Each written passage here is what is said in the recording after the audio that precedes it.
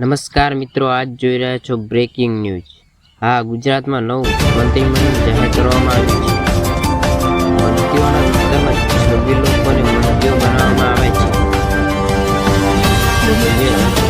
નાયક મુખ્યમંત્રી પદ મળ્યું છે। 26 મંત્રીઓ એ રાજીનામું આપી દીધું એ પહેલા જેવી નવી મંત્રી બનાવી શકાય છે। નવા મંત્રીઓને ઉગણી નવા ચહેરા છે અને મુખ્યમંત્રીને જાળવાય છે।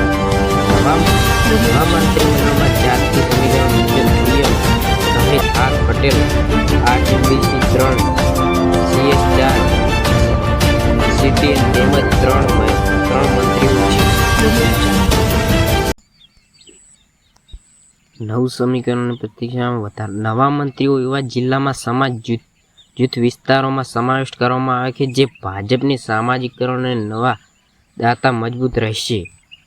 ખાસ કરીને સૌરાષ્ટ્ર અને કચ્છ જેવા દેશોમાં વધુ મંત્રીઓ આપવાની કોશિશ તે વિસ્તારોમાં રાજકીય બદલાવો જાળવવા માટે હોઈ શકે છે।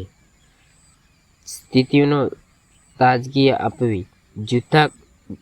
જૂના કામ માટે નવા મંત્રીઓની જગ્યાએ નવાવાળા લોકો મૂકવાની તક જેવી આગાહી પણ અગાઉ ચાલુ કરવામાં આવી છે।